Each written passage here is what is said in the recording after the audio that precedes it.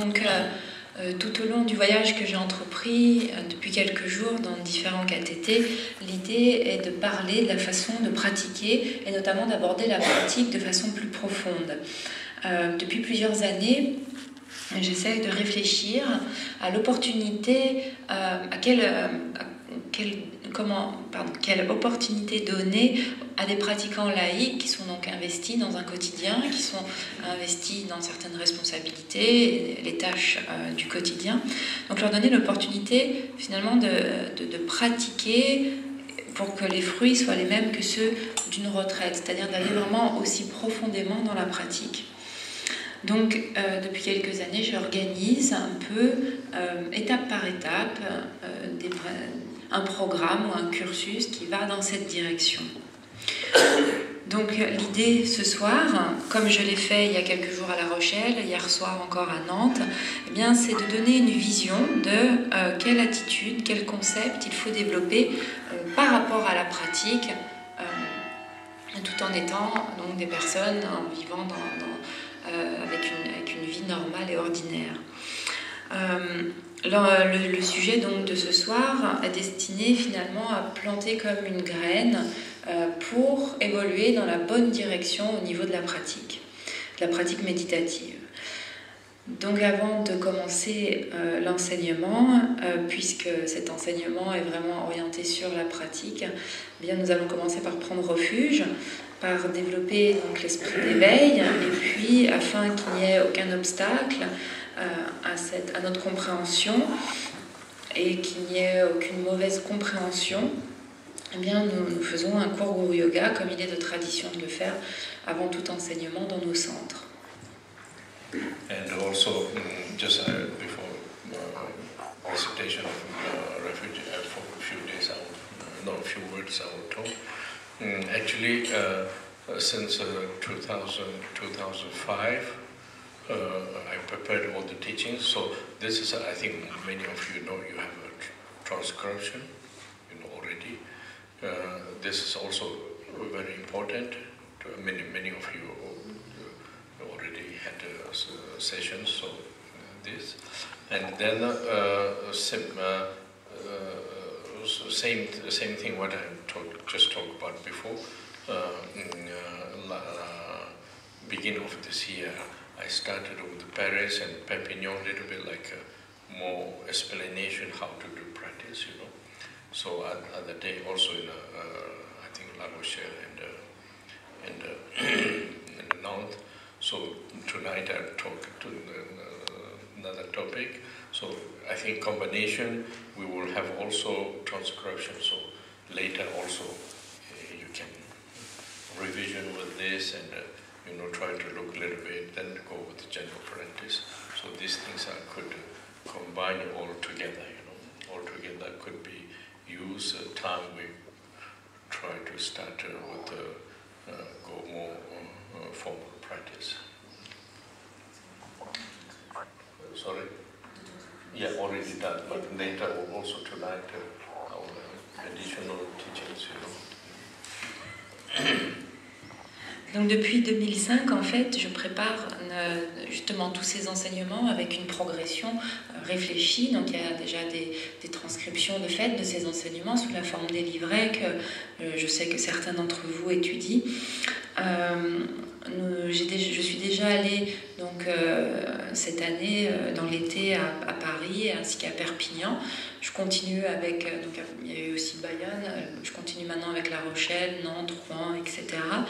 Et en fait, l'idée c'est d'aller dans la même direction et donc à chaque fois de compléter un peu ces enseignements. Donc il y a déjà un transcript de l'enseignement qui a été donné à Perpignan et à Paris qui est disponible.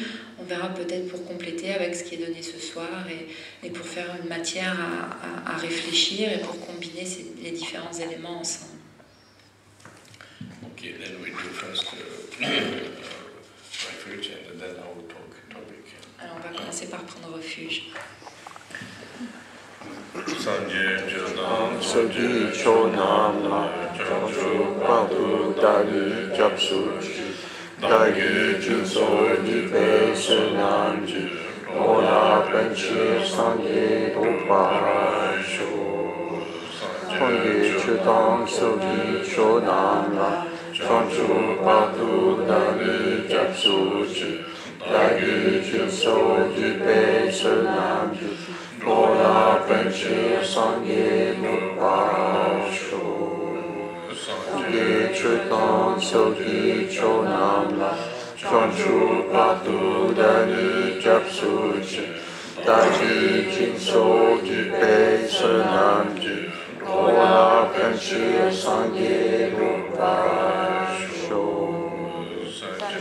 Tamshi Dewa Tong Dewe Ju Tong Depa Ju Chi Du Nye Tong Du Nye Ji Yu Tong Dewa Ju Chi Du Nye Nebe Dewa Tong Pa Tong Mi Dewa Ju Chi Nye Cha Tong Tong Dewe Tong Yon Che Ko Ta Nepa Ju Chi Sawe Lama Rinpoche Dagi Chi Wo Pede Den Shutra Kadri Chenpe Gode Yesunte Kuso Tuki Nedrup Sentus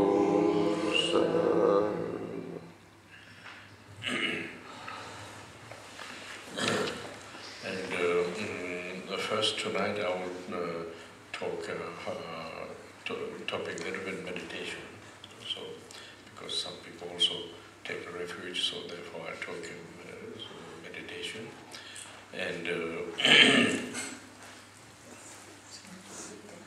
sorry, no, some will take refuge tonight. Yes, so therefore after they can use meditation. So I will talk a topic about first I will talk meditation. Donc je vais commencer par aborder le premier sujet qui est celui de la méditation. Je crois qu'il y a des personnes qui vont prendre refuge ce soir, donc ça leur sera aussi utile pour la suite. Now, when you do term you use in meditation, so meditation generally, nowadays, but also before, actually. Meditation means one terminology. Actually, meaning is mind is not let distract. Train my mind, remain with clarity, and then I try to develop this clarity. Is like familiar or very spontaneous, could remain with my mind, and purpose is then there is a several different purpose.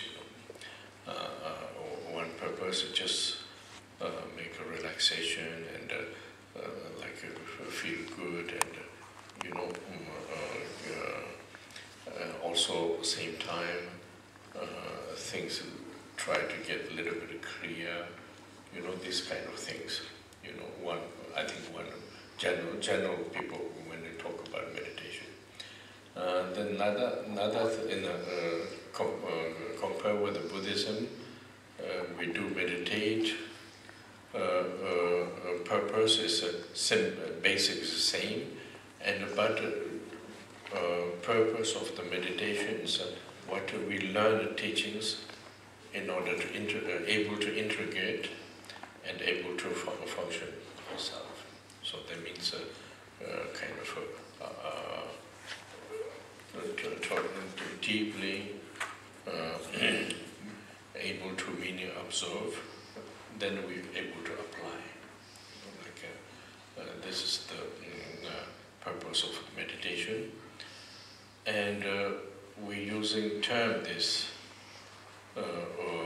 extent intelligent of the human beings. Tibetan term is Sherab Jepa. Sherab means actually one hand we call knowledge, but actually intelligent. J means extent. What for? For example, when you do practitioners, what for? In order to understand all the teachings, able to apply.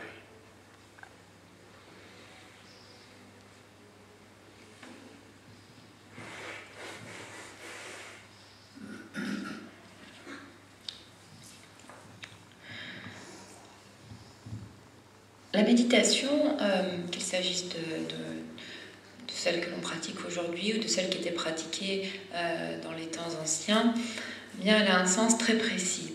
Le sens précis, eh bien, c'est que l'esprit ne soit pas distrait, c'est-à-dire c'est un entraînement pour que l'esprit demeure dans sa dimension de clarté. Donc il s'agit d'essayer de développer la clarté, de se familiariser en fait avec cette clarté pour qu'elle soit quelque part spontanément présente, tout le temps présente. Donc c'est ça que signifie la méditation. La méditation peut avoir différents buts. De façon générale, souvent, les gens vont méditer pour se sentir mieux, pour quelque part avoir l'esprit un peu plus clair ou encore se détendre. Mais dans le bouddhisme, la méditation, ce terme recouvre d'autres notions. Il s'agit en fait, grâce à la méditation, de vraiment intégrer, c'est-à-dire d'avoir vraiment absorbé de façon individuelle et personnelle ce que nous avons appris des enseignements.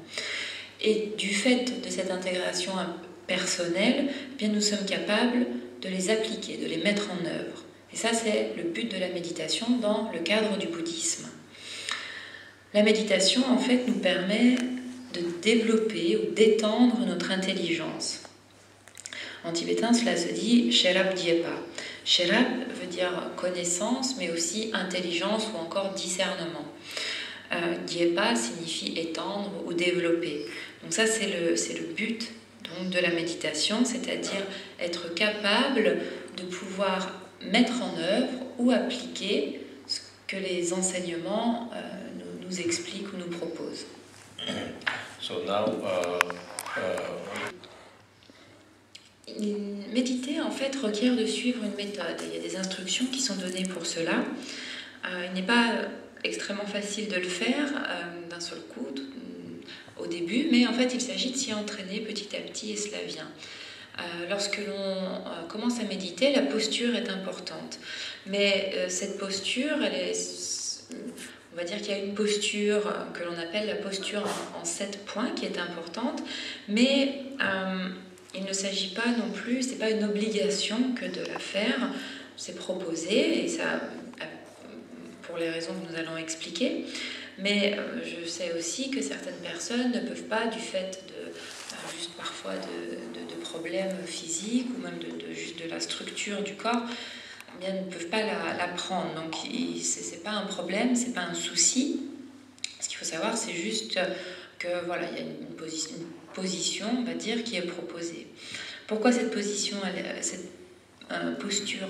proposée? Eh bien, c'est parce que dans notre tradition, cette posture en 7 points, elle permet d'aider, en se tenant d'une certaine façon au niveau physique, elle va nous aider à préserver, garder dans la bonne direction ce que l'on appelle en tibétain les lungs.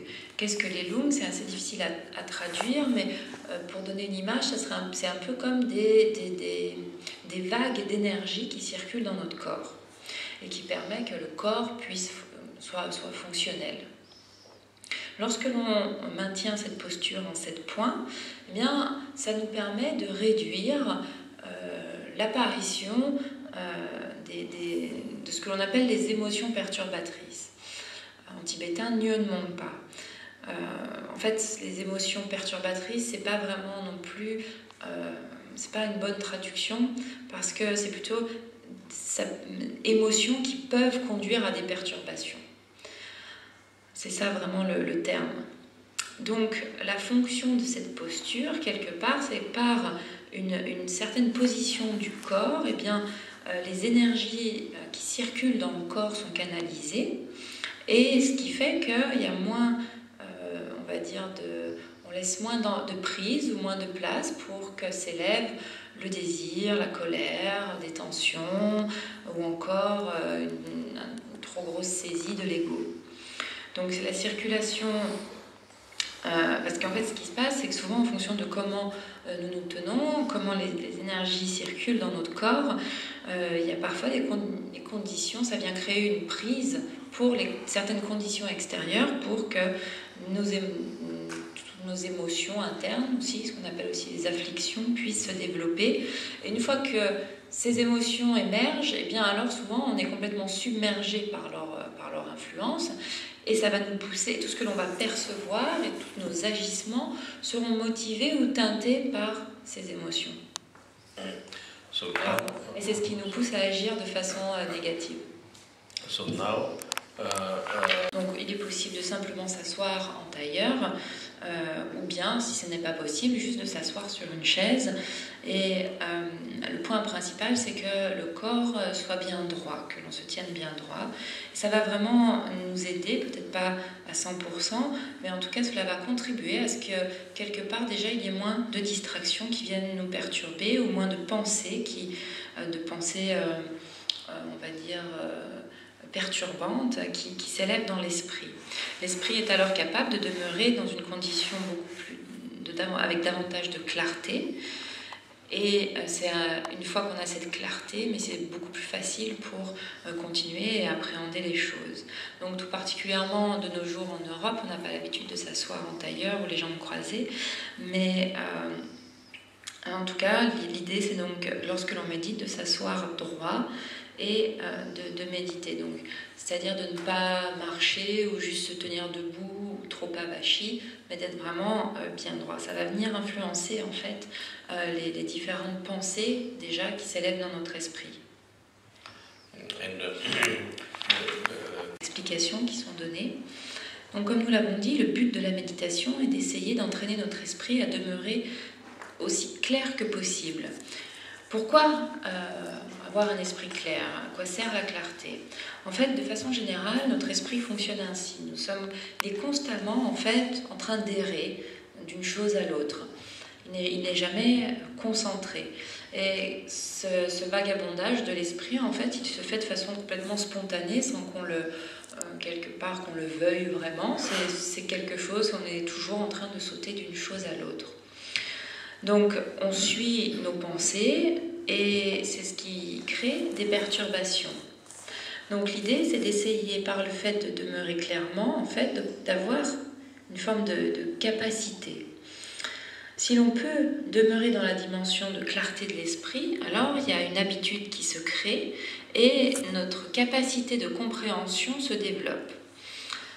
Dans le bouddhisme, la méditation bouddhique explique que, bien sûr, nous communiquons avec des mots, des termes, le langage, et les enseignements sont véhiculés de la sorte pour qu'on puisse les comprendre, mais ces mots, en fait, on les comprend à un certain niveau, mais plus ou moins d'ailleurs, mais en fait, on se rend bien compte que lorsque l'on entend un enseignement, même si on comprend ce qui est dit, on y adhère, on n'arrive pas forcément à le mettre en application à chaque instant ou tout le temps. Pourquoi cela? Eh bien, c'est parce qu'en fait, on reste à un niveau de compréhension superficiel. C'est-à-dire que nous avons une première idée, mais nous ne percevons pas toute la réalité de l'enseignement. C'est une compréhension limitée. Et donc, c'est la raison pour laquelle nous ne pouvons pas mettre en œuvre ou en application, et donc nous n'obtenons pas le résultat de l'enseignement. Ce qui se faisait dans le passé, c'était que lorsqu'on recevait beaucoup d'enseignements, on étudiait beaucoup, et puis ensuite, eh bien, afin de comprendre l'enseignement, eh bien, on méditait. C'est-à-dire, par la méditation, on essayait d'apprendre à demeurer dans une dimension de clarté. Et c'est ainsi que petit à petit, ce que l'on avait entendu dans le passé, ce que l'on entend encore aujourd'hui dans le présent, eh bien, finit par être véritablement compris, c'est-à-dire véritablement intégré. Et une fois que les choses sont véritablement intégrées, eh bien on peut les mettre en œuvre. Illustrer cela.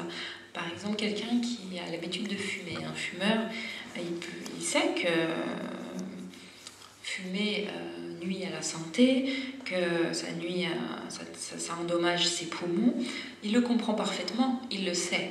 Et pourtant, en fait, il n'arrive pas à s'arrêter de fumer. Où il va s'arrêter, puis reprendre, etc. Mais ça ne vient pas d'un manque de compréhension. Il le sait, il sait que ça nuit à la santé. Et puis, jusqu'au jour où La compréhension, elle se fait à un autre niveau. Il y a quelque chose qui est vraiment intégré.